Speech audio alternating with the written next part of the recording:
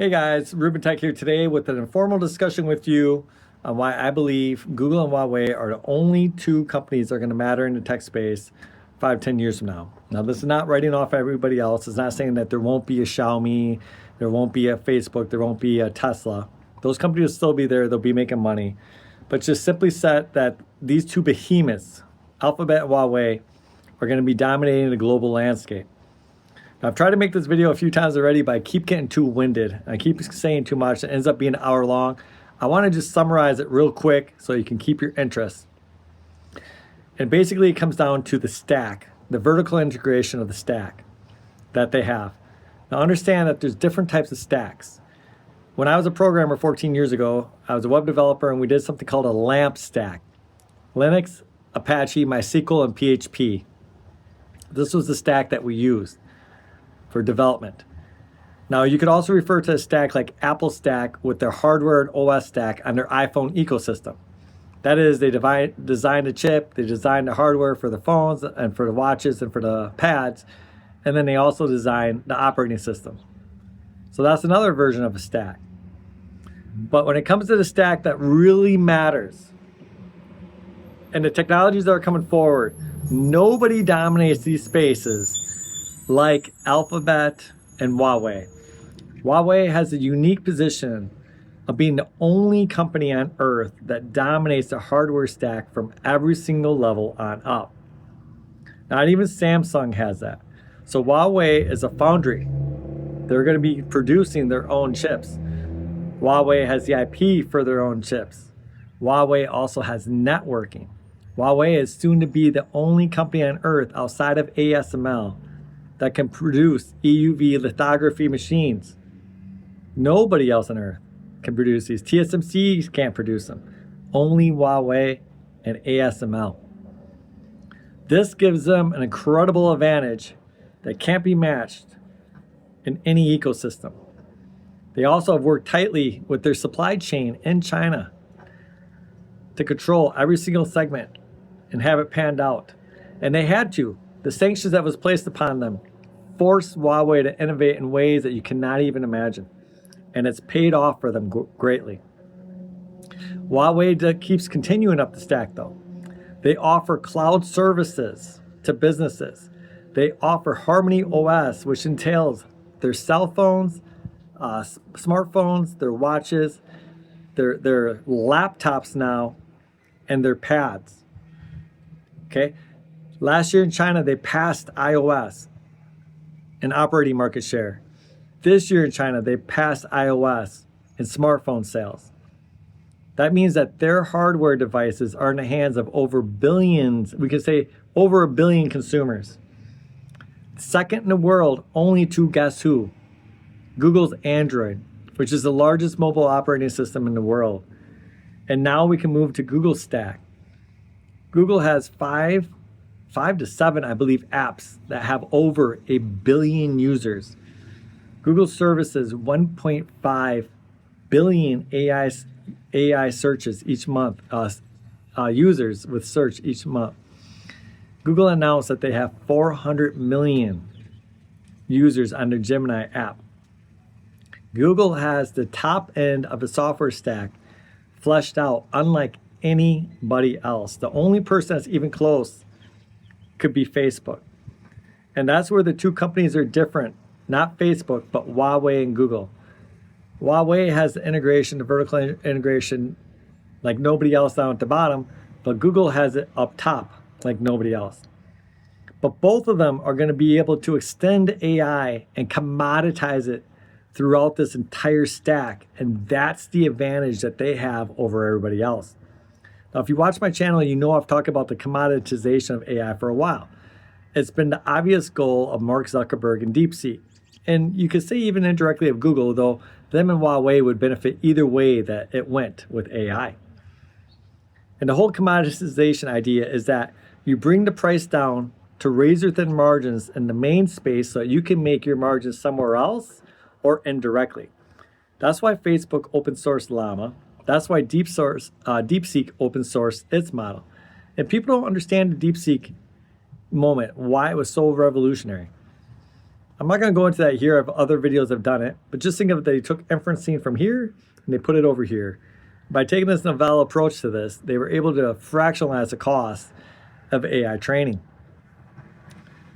And so now, right now, I can hear people with objections saying, well, maybe Meta has as large of an ecosystem as Google, and they can, do the same things they can't, but they can't. Maybe Meta could do the same things that Alphabet can, but they can't. And I'm going to tell you why. The advantage that Huawei and Alphabet have with their ecosystems, with Harmony OS and Android, with Chrome OS, Harmony on laptops, et cetera, is that they own a cloud. And that means that whenever they have CapEx for their AI services, they get to earn money on their hardware directly, whereas Facebook can only earn it indirectly. Facebook has to buy all these CPUs off of Jensen. He has to pay Jensen's markup, right? And then they don't rent these out to other people. They just use them for their own internal projects. They don't get to rent them out. And so all the revenue that's recorded to it has to be indirectly recorded through the ads that Facebook sells on its platforms.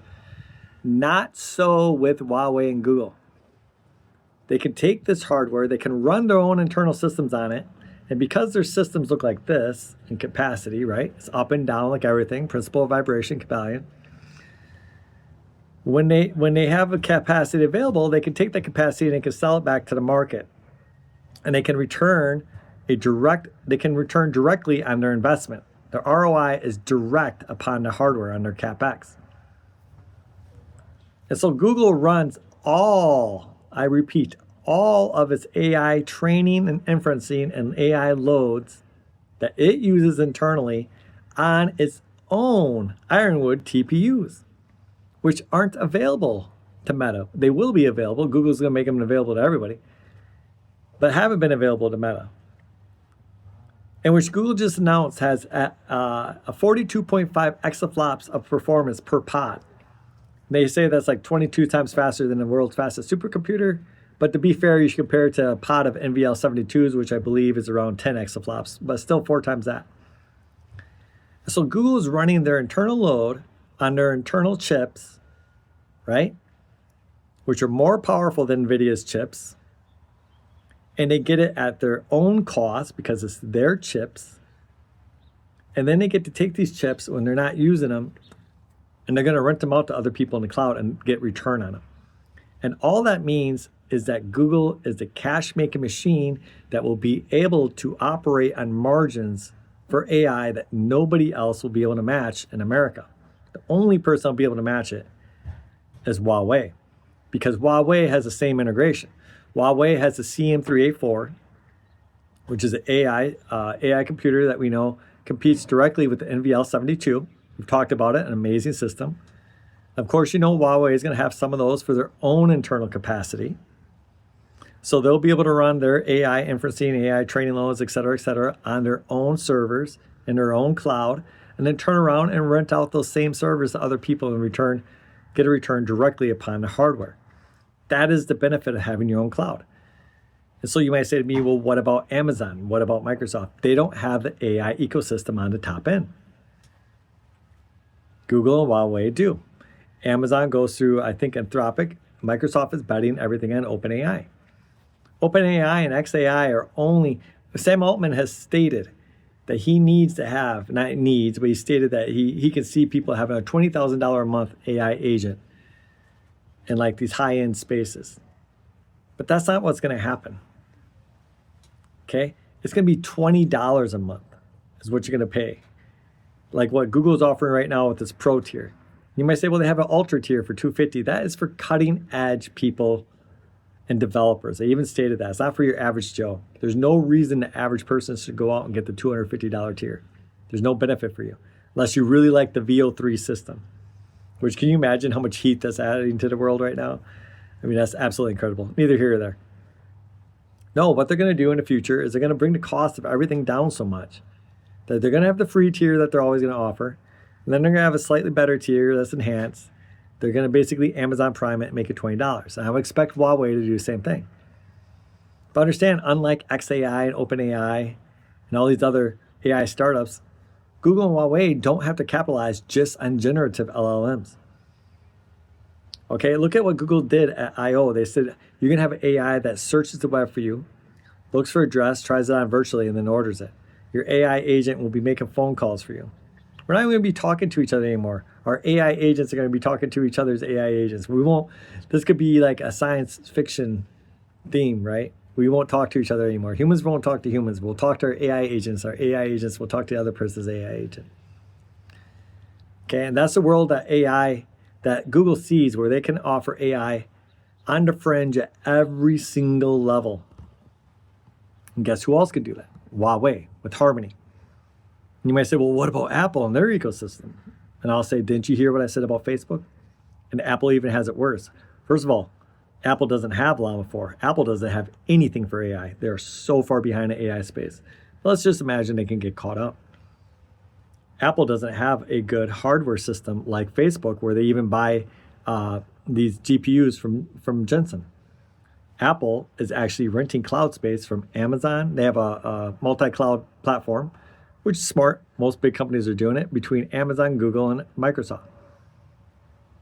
So they're paying a markup on the markup. When Microsoft goes to Jensen and buys the chips, he has a markup. And then they take that and they mark it up to Amazon. And so that's where Amazon's at. So they're not a threat at all, or that's where Apple's at. And Apple's been dead, basically. They've flatlined for 4 years now. So Apple's out of the question.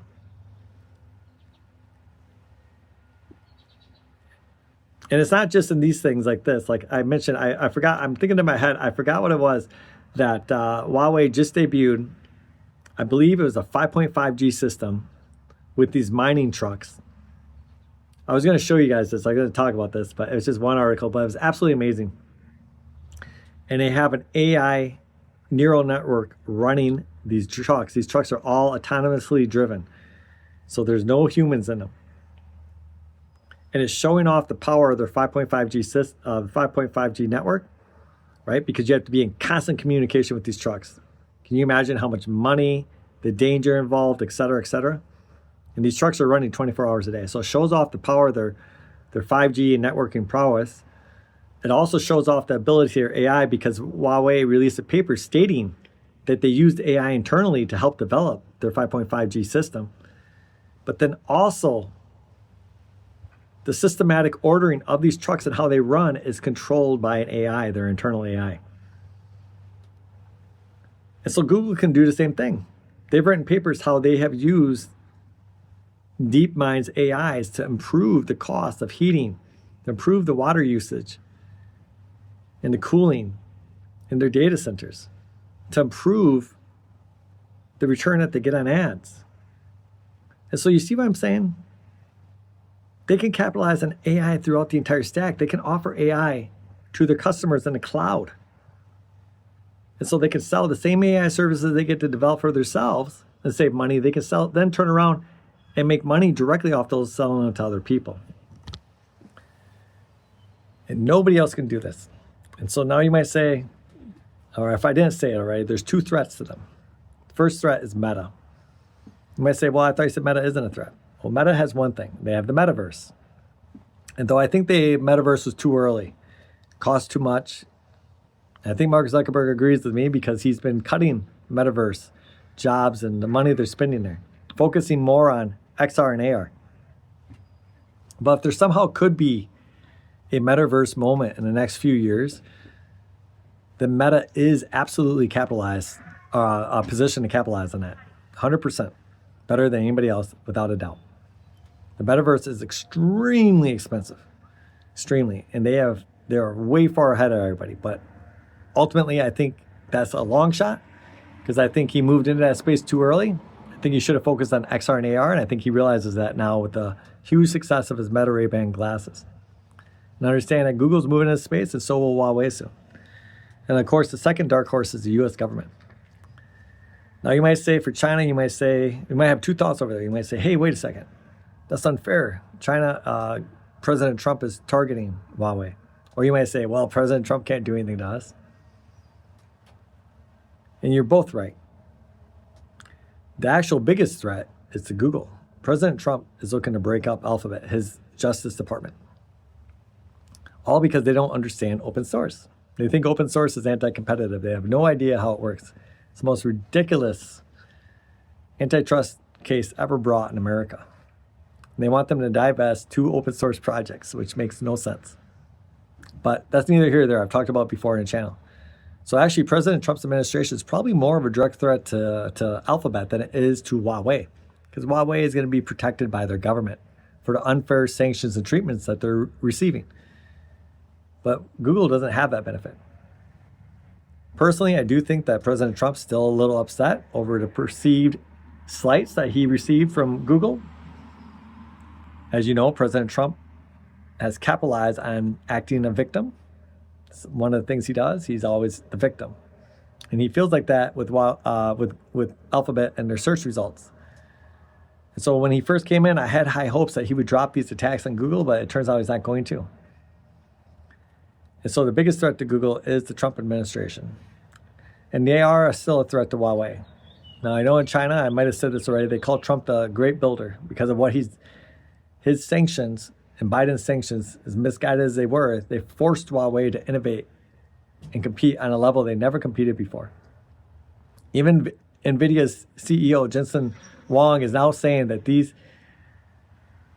sanctions, he thinks that they were misguided and that we should compete on a global stage, open the markets up and compete. But President Trump has been known to do things his way, and if he continues to go after Huawei, it could hinder them. But again, I think both of these are long shots. 5-10 years from now, I ultimately expect both Google and Huawei to be far ahead of everybody else. And mark my words, it's going to be because of what I just said right now. They are going to have the AI at every single part of the stack. And because they are so deeply vertically integrated throughout the stack, they're going to be able to offer it cheaper than anybody else. And to give you an idea, Google is offering 1.5 billion AI-generated users search every month. So that's in a few seconds of you typing something in, they're coming up with the AI response. No other company could do this right now except for Google because of what they have in their vertical stack. You might say, but these results aren't always good. Yeah, they're not, but they're only going to get better as they improve their systems. Okay, that's what I have for you guys today. Please leave your comments down below. Let me know what you think. If you haven't already, be sure to like and subscribe. Have a great day.